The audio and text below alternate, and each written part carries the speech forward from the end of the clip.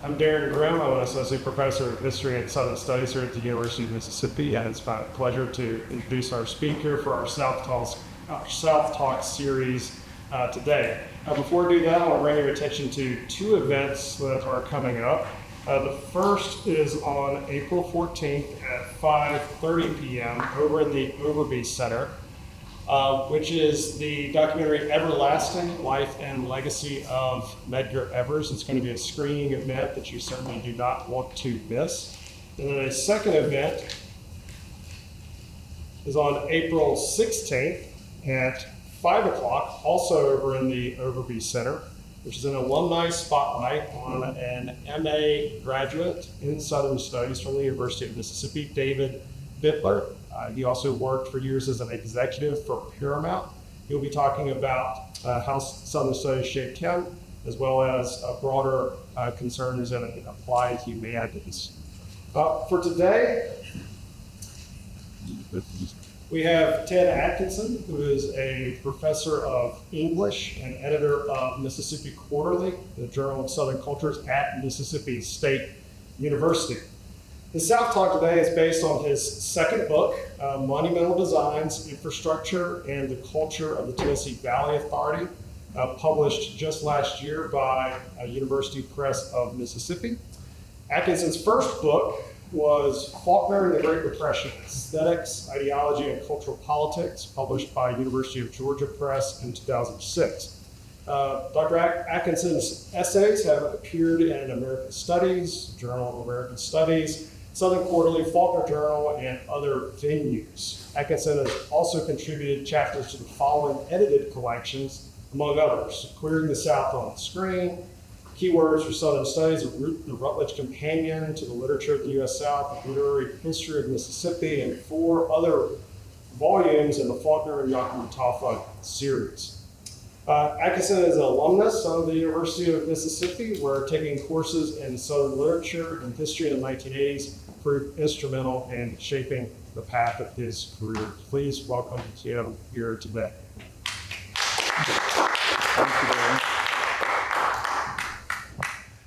Thank you for that introduction. It's always good to be back on campus here at Ole Miss. Before I get started, I just want to thank Afton for all the organizational efforts to make this happen, and everyone who works on the South Talk series. So this is a great event, and I thank you all for being here. I know it's a very busy time of the semester, unless you're retired, Jay. I do want to preface, I know this probably won't happen here, but at 2 of my talks recently, people seemed to think that I worked for the TVA, and they were telling me complaints about particular projects and stuff like that. So I can't do anything about, pet projects or pet peeves that you might have that are TVA related. So just wanted to get that clear before I started. Okay, so I'm going to go ahead and just do a quick, just a brief overview for those of you who may be familiar with the TVA but not exactly sure what's going on. I'll have more to say about its name recognition later. So this is a message to Congress, an excerpt from a message to Congress suggesting the Tennessee Valley Authority. I think suggesting is a kind of understatement there, from Franklin Delano Roosevelt. So this had been in the works at least since the 1920s. Senator Norris from Nebraska was a heavy proponent of a project like the Tennessee Valley Authority. And I wanted to show this slide for 2 reasons. The first excerpt up top shows you just how comprehensive and ambitious this project was, this endeavor, covering everything from flood control to hydroelectric power to soil conservation and all sorts of other things, right down to like school hygiene programs. I mean, it was just covering everything. And I also wanted to point to this because the reference to the vision of the pioneer becomes a central theme in the TVA's understanding of itself and its promotion of itself to the public. And in certain efforts to complicate or oppose the TVA, The pioneer figure gets claimed as someone who is self-reliant but getting pushed off their land. So you see this pioneer becoming a sort of contested figure in the debates over the Tennessee Valley Authority as it continues through the decades. So May 18th, 1933 is when the TVA Act is signed into law, and so it was on the fast track, you can tell. This was one of the cornerstones that they wanted to lay down of the New Deal. This is a graphic design, and I use it to visually show, I mean, I think the cluttered nature of the graphic shows you just how much was involved in this enterprise, and this isn't even, nearly all of it that they were trying to do. But graphic design became a kind of key component of the TVA materials that were put out there to promote the agency as it started building its network. All right, so I'm going to go to the script now so I don't wander around and talk about everything that didn't make it into the book, which I tend to do. So Monumental Designs presents a cultural history of the TVA focused on representations of the agency in selected works from the New Deal era to the present. I argue that the TVA's success at the outset was due to the vital role culture played in promoting the near total transformation of the region through infrastructural development as part of a larger investment in public works, a cornerstone of the New Deal. A network of dams was at the core of this undertaking, most of them built between 1933 and the end of World War II. An aura of monumentality surrounded these structures, contributing to what historian William U. Chandler aptly calls the TVA myth, a distillation of the American myth of progress. Writing at the 50-year mark in the 1980s, Chandler observes that the history of the TVA rivals the myth of Hercules, and that the demigod's ability to carve mountains in half and his power to defeat the mighty river god parallel the capacity to claim dominion over nature and channel its resources toward human progress. One thing I point out there is that historians and others who are writing about the TVA tend to write in the same elevated register that the TV used for its promotional materials. It's like they can't sort of help themselves. They rise to meet that rhetoric as they're writing about the TVA. Pro-TVA rhetoric portrayed the process as a natural development in geologic time and modernity. The assertion of continuity found expression in symmetry, clean lines, sharp angles, and smooth facades achieved through modernist architectural designs, giving the impression of a relatively harmonious integration into the existing landscape. I know it's hard to think of a dam as seeming like it fits, but when you're standing at the overlook at Norris Dam, it really does sort of feel like it was just kind of inserted in there and it's made to fit. So I think that was certainly by design. Images and narratives disseminated in the public sphere framed the TVA endeavor as both logical and inevitable.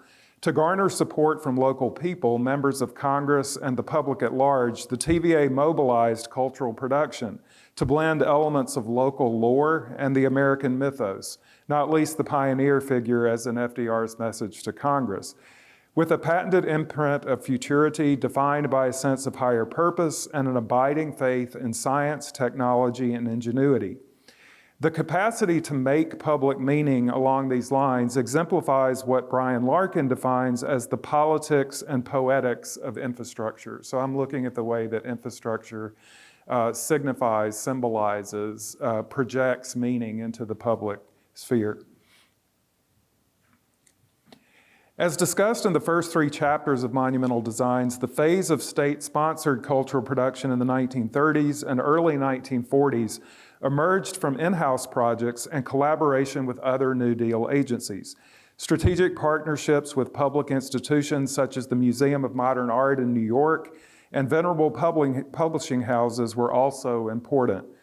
The result was a body of work comprising various media: architectural design, photography, documentary films, and photo books, mural paintings, theater, arts and crafts, and graphic design. I would also add landscape design as a major component of that. If you visit one of the dam sites, you can see how meticulously planned, curated the experience is, all in the name of promoting the project. The content was geared toward promoting the TVA through propaganda. Still, commissioned artists engaged with movements and figures on the domestic and international fronts to create cultural forms with aesthetic sophistication and appeal. TVA cultural production waned in the post-war years as New Deal arts and culture programs faced sharp budget cuts or elimination. And yet, this short-lived convergence of art and propaganda exerted notable influence in the years to come. It is apparent in formal innovations that eventually became standard practices in the disciplines involved, particularly documentary filmmaking and theater. The culture fostered by the TVA provided inspiration and material to subsequent generations of writers, filmmakers, artists, and musicians invested in portraying the region's transformation with greater nuance and complexity than their predecessors working under federal patronage. As the last two chapters of my book demonstrate, these works tend to register strong support or fierce opposition, but sometimes ambivalence, in response to the TVA enterprise. The beginning of this phase aligns with the transition to coal-fired power plants as mobilization for World War II and the subsequent post-war economic boom increased demand beyond what hydropower plants could supply and jeopardized the flow of abundant and affordable electricity that the TVA had promised to the region and the nation. Curiously, the story of the TVA's post-war pact with dirty energy, mainly coal extracted through mountaintop removal, is largely absent from cultural production. With rare exceptions, the settings remain grounded in the 1930s and 1940s, the dams serving as infrastructural elements for developing and defining narrative frameworks.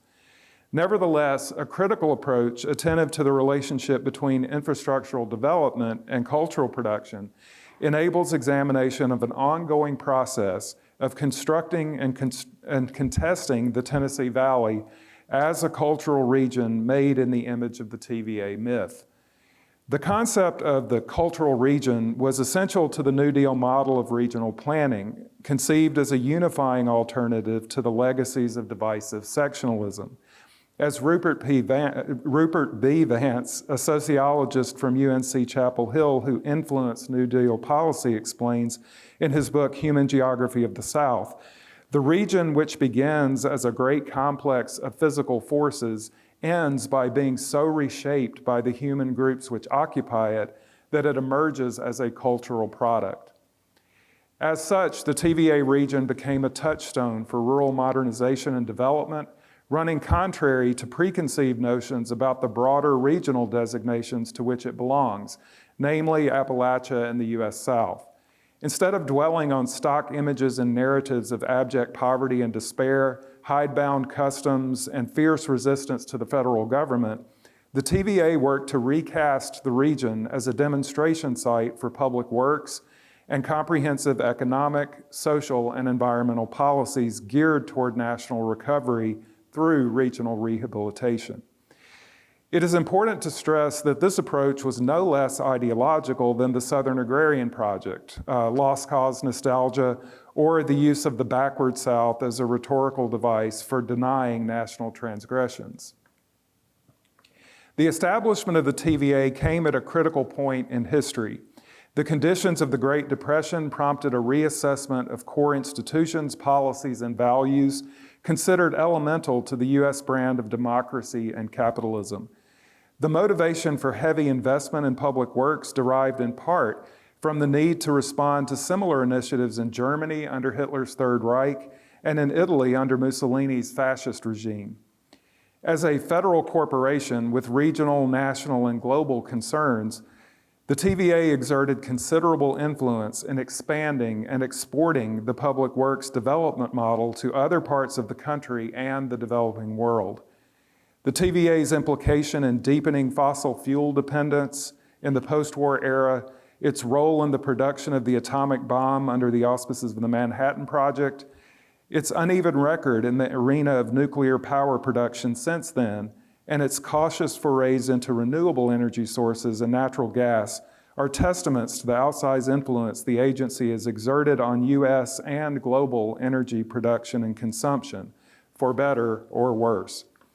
As political debates about infrastructure hinge on the related issues of energy policy, modernization, and economic development, Monumental Designs operates on the principle that reflecting on the enduring culture produced by the Tennessee Valley Authority amid a global economic crisis can be illuminating at the critical juncture we now face. And I'm sure we can all think of several things that are contributing to that critical juncture: climate change, energy futures, crumbling infrastructure, and on and on. For the remainder of my talk, I want to discuss examples from a few modes of cultural production covered in the chapters of the book. So documentary forms, theater, film, and fiction.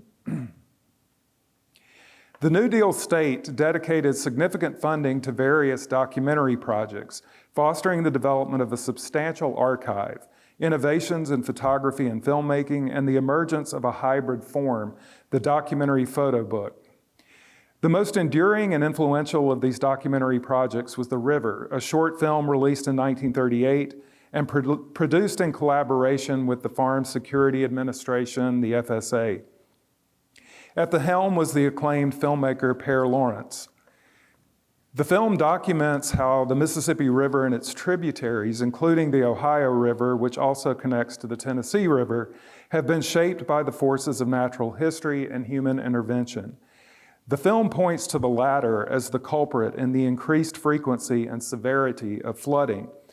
These convergent narrative and visual courses eventually lead to the only conclusion allowed within the framework of a project commissioned by the New Deal state, that the TVA model of regional development is the solution to the problem the film defines. And yet the river is regarded by film scholars as experimental and path-breaking, a work that defies the ideological constraints of its production. This is due in large measure to Lawrence's inventive use of techniques associated with the avant-garde form of poetic cinema that emerged in the 1920s in films like Zika Vertov's The 11th Year, a Soviet documentary about dam construction and industrial development under Joseph Stalin's first five-year plan. Lawrence's version of poetic cinema is apparent in frequent visual rhymes achieved through match cuts. In one sequence, for example, we see a shot of river rapids crashing into rocks and sending water spraying, followed by a cut to a shot of molten steel being poured into an industrial mold with sparks flying. The result can be interpreted as a visual couplet underscoring the inherent power of nature and industrialization and the need to harness both for progress and profit in prudent ways. When it came to the narration, Lawrence took poetic cinema to its literal extreme, writing the script in free verse that owes an obvious debt to Walt Whitman. As this slide shows, The River was also released as a documentary photo book, a genre that emerged during the Great Depression. This edition combines the verse narration with stills taken from the film. As a result, the praise that Lawrence received as a poet rivaled what he was accustomed to earning for his filmmaking. The script earned a nomination for the 1938 Pulitzer Prize in Poetry. As a side note, the film also won top honors at the Venice Film Festival that was organized by Mussolini's son. And The River beat out Riefenstahl's Olympiad, which was a surprising turn of events given the politics at the time. James Joyce lauded Lawrence's writing style as the most beautiful he had encountered in a decade. After reading the Stackpole edition, poet Carl Sandburg wrote to the publisher declaring, "It is among the greatest of the Psalms of America's greatest river." As the film winds its way from the Mississippi River to the Tennessee Valley, the pro-TVA message takes hold with a very strong grip. In so doing, it frames the TVA's approach to flood control, economic recovery, and improved quality of life as prudent and inevitable, aligning the TVA enterprise with the ongoing project of American democracy through an overt appeal to nationalism. I want to show just a brief clip from The River. This is the ending sequence. This is what everything has been building toward, which is the salvation of the region by the TVA.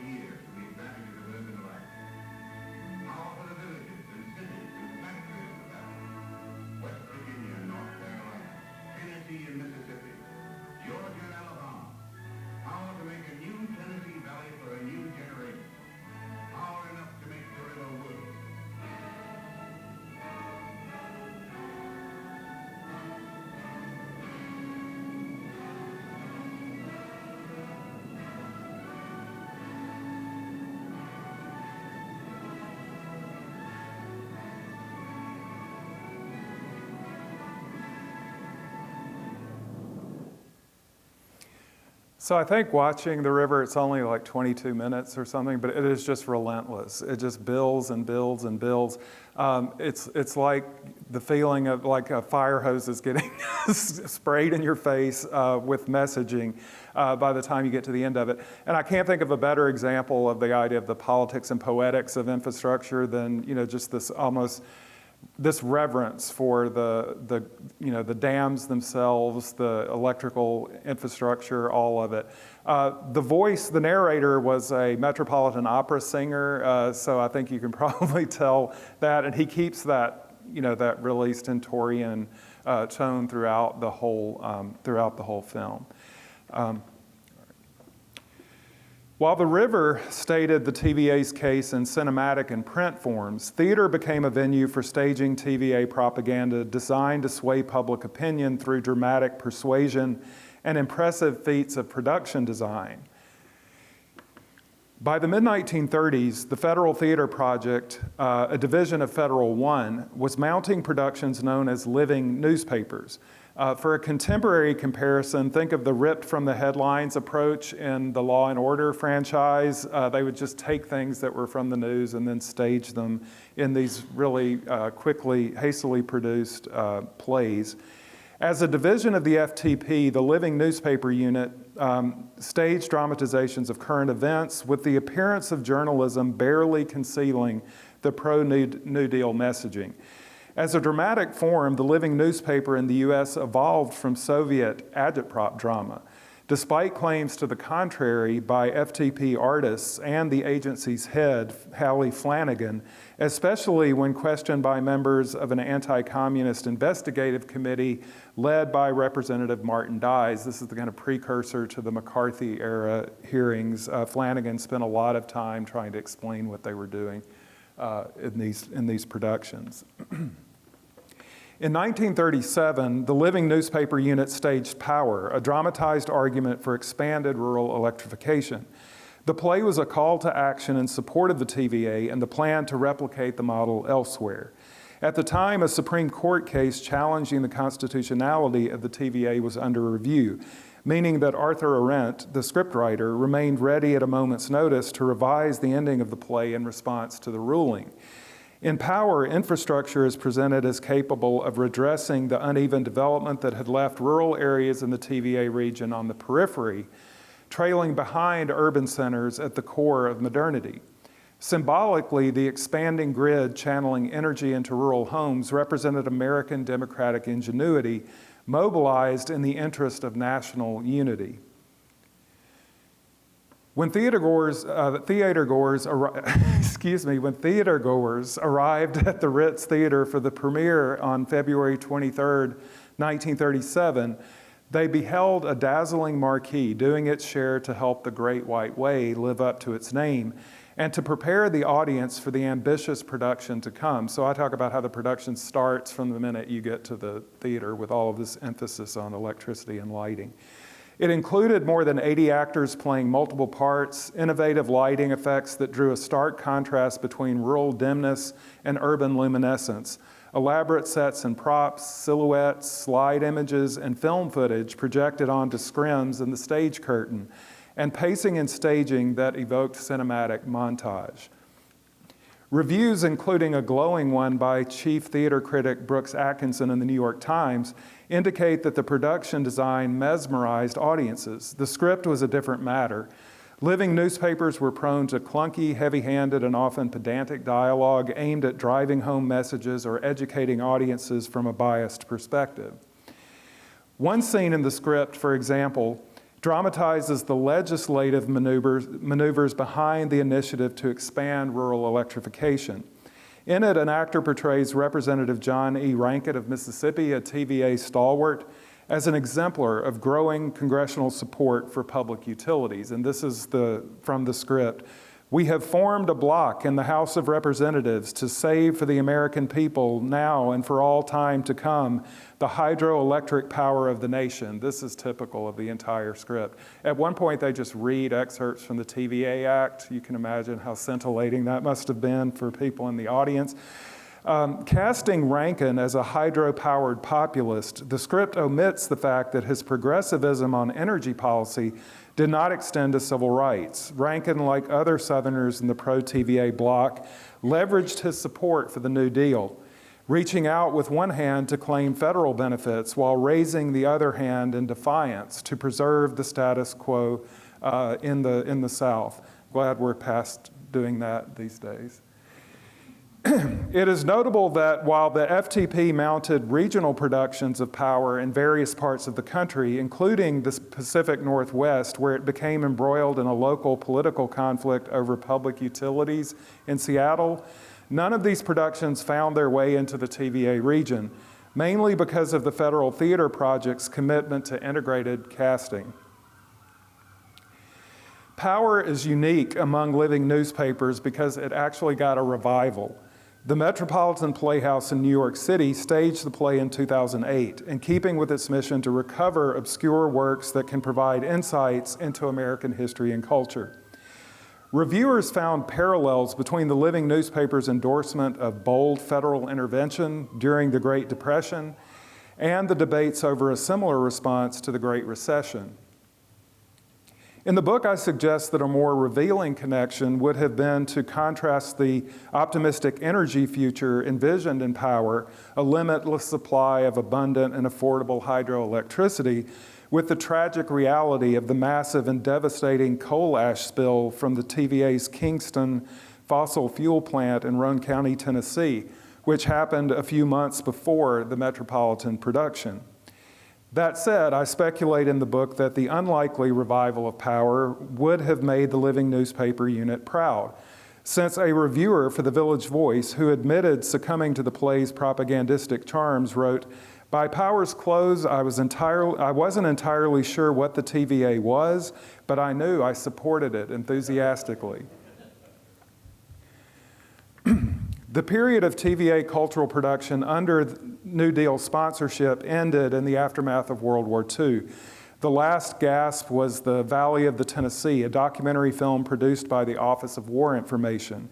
It was screened in liberated parts of Europe to promote the TVA model as a path to post-war recovery, a preview of the Marshall Plan. The film was screened, at least in a couple of instances, on bombed-out church walls, so they would set up places for people to sit and watch this, this tribute to the capacity for rebuilding, renewal, and using the TVA as the model for that. The transition to a new era was well underway by 1963, when President John F. Kennedy visited Muscle Shoals, Alabama, to mark the 30th anniversary of the TVA. 30 years ago today, a dream came true, JFK declared, alluding to the 1933 Muscle Shoals speech in which FDR envisioned that dream. The president's rhetorical performance demonstrated that the TVA myth remained influential in political discourse, even without state-sponsored culture to promote it. In the book, I argue that this synergy between the New Deal and the New Frontier had a cultural precedent in the form of a Hollywood production, Wild River, a 1960 film directed by Elia Kazan. The premise and central conflict are familiar in stories about the TVA from this period. Chuck Glover, played by Montgomery Clift, a TVA agent, is dispatched to an area designated for flooding to form a reservoir as part of a dam construction project. Chuck's main objective is to convince Ella Garth, played by Jo Van Fleet, the last holdout against the TVA relocation plan, that she is fighting for a lost cause. Ella's granddaughter, Carol, played by Lee Remick, develops a romantic relationship with Chuck, putting her in the middle of the standoff.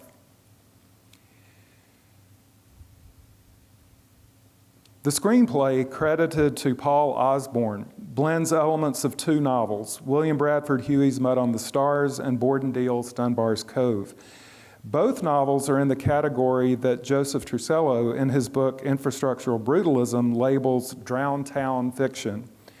My interpretation of Wild River considers its production history, tracing the project's development from initial conception to final form in relation to Kazan's shifting position on the New Deal and his stake in the film's central conflict. In his autobiography, Kazan recalls that when the idea first came to him, his politics inspired him to make an homage to the spirit of FDR, centered on a resolute New Dealer as the heroic figure in a quest to win over reactionary country people, as he puts it. As the production time drew closer, Kazan explains, I discovered an astounding thing. I'd switched sides and was now in league with the obdurate old lady. The reversal was precipitated by the director's realization that his alignment with the New Deal reformers in the 1930s was not based on deep conviction, but on, quote, believing that I should like them. The effects of Kazan's political conversion are evident in cinematic elements that shape the historical representation of the TVA. Tension develops as the presence of infrastructure, an absent presence until the closing sequence, both shapes and unsettles the narrative structure. The impending flood necessitated by the construction of the dam and reservoir defines the stakes, plot, and conflicts within and among the characters. At the same time, it gives rise to shifting focal points and perspectives, making it difficult to assign the roles of protagonist and antagonist with any degree of certainty. The result is a film clearly but compellingly at odds with itself, an exercise in cinematic contradiction. As such, it reflects the filmmaker's initial investment in New Deal liberalism, detectable as traces of nostalgia that are then countered by skepticism about the TVA's mission, policies, and practices.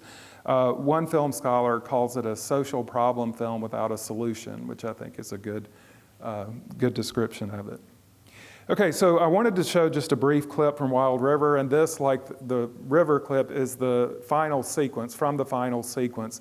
And so at this point, Ella Garth's house, the family house on Garth Island in the middle of the Tennessee River, has been burned, and the trees are being cut down to prepare for the flooding of the reservoir. Ella has given up, and she has decided to be moved into one of the TVA sort of manufactured homes that are in one of the nearby areas, and she doesn't last long after that. This idea that she can't live unless she's on her land really comes through strong. And so this juxtaposition between the past and the future that I think confuses the film, I think is really on display here in terms of the graveyard you'll see barely, and the infrastructure that the film kind of works its way toward.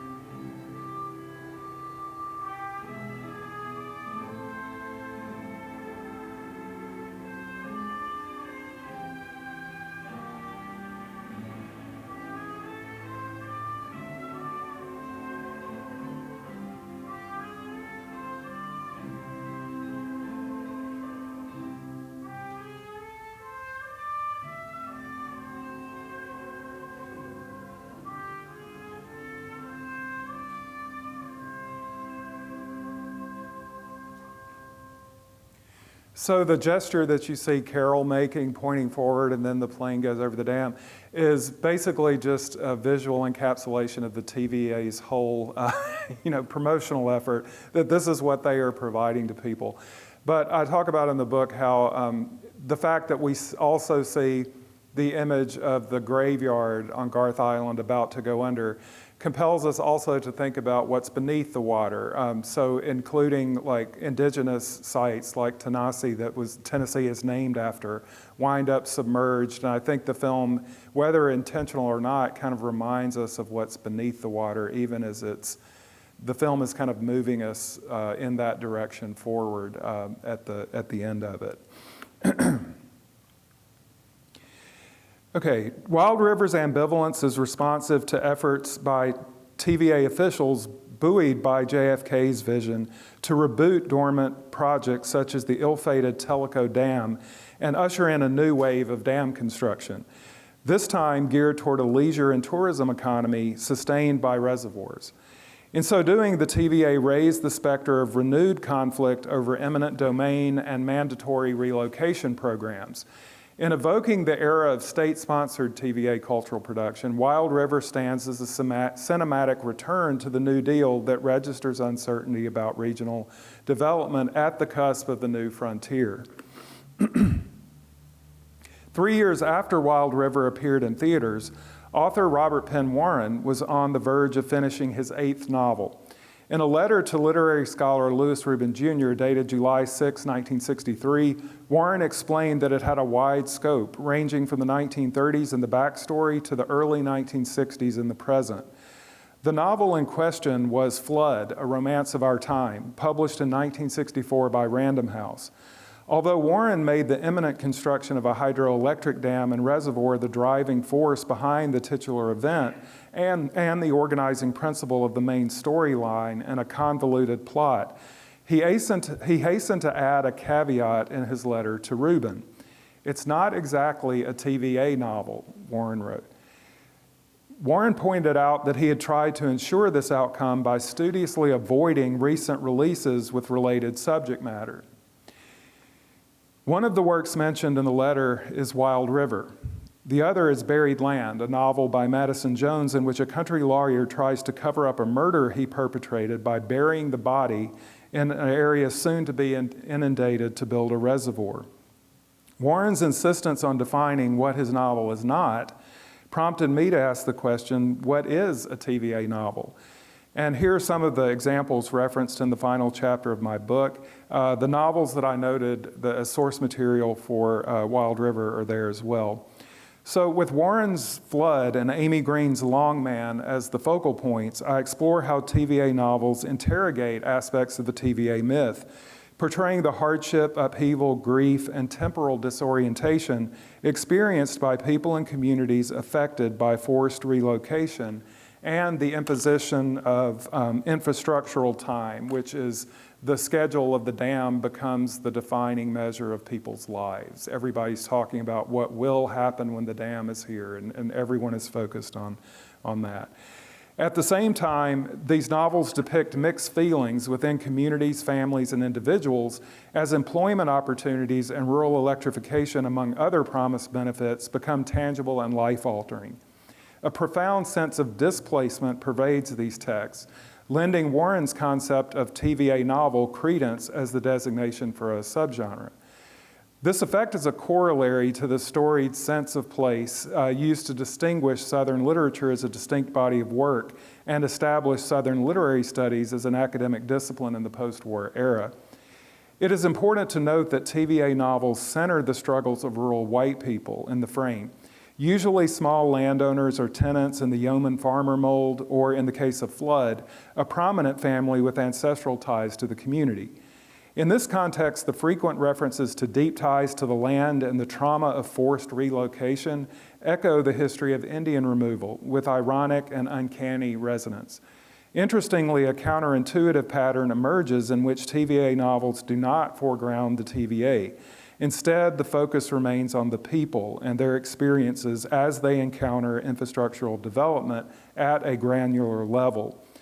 Dams and reservoirs function as devices for defining stakes, enabling plot development and characterization, and lending historical settings an air of realism. Overall, the nuance of TVA novels enables them to function as literary counter-narratives to the propagandistic yet inventive cultural predecessors of the New Deal era, even as the authors draw on that period for creative inspiration and authenticity. In closing, I would like to share an anecdote to make a point about the TVA in contemporary culture.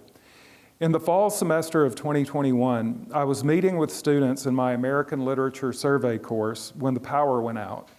A few minutes later, cell phones began vibrating. It was a maroon alert. That's the messages we get. I can't believe it's not named Bulldog something. The message explained that the outage was campus-wide and mentioned the TVA as part of the effort to restore electricity. One student asked half-jokingly, "What's the TVA, like in Loki?" After I asked if anyone had heard of the TVA, there was silence. I gave a brief explanation and then mentioned this sign visible on the hillside outside the TVA Customer Service Center near one of the main entrances to campus. I mean, this was like my dream moment, you know, a real-world situation. What is the TVA? Nobody recalled having noticed the sign, even though all the students passed by it routinely. When the lights flickered on, we returned to the course material and the default mode of taking electricity for granted. Now, I know nobody here takes electricity for granted in light of recent events. The student's question about Loki was based on his awareness of the Time Variance Authority, AKA the other TVA, as a playful tweet posted from the Tennessee Valley Authority's official account dubbed it. The other TVA was featured in the hit Marvel Studios television series Loki. The first season ended a few months before our class started. Marvel's TVA originated in the comics, appearing in the Mighty Thor run as an agency charged with bringing unwieldy timelines rather than river currents under control. The writer of the comic, Walt Simonson, noted in an interview that the inspiration came from his upbringing in the South, where his father, a soil scientist, as Simonson put it, was a fan of the Tennessee Valley Authority. While my class was a small sample size, it was likely consistent with U.S. culture at large in terms of TVA name recognition these days. What does it mean that the other TVA likely surpassed the original by this measure just over 2 decades into the 21st century, even as the original remains powerful in every sense of the word and influential in shaping energy policy and economic development initiatives at local, national, and global scales? The unlikely change in the lesson plan due to the power outage that day illustrated the disconnect between reliance on energy and indifference to the means of production that is possible from a relatively privileged position. It also demonstrated what has become an axiom in the field of infrastructure studies, that infrastructure tends to remain invisible until it fails to function properly. As I argue in Monumental Designs, delving into the cultural history of the TVA makes infrastructure visible, opening a path to critical thinking about how public works came to be regarded as modern and mythic engines of progress, as sources of abundant energy defined in terms of perpetual growth and development, and by what authority. Thank you.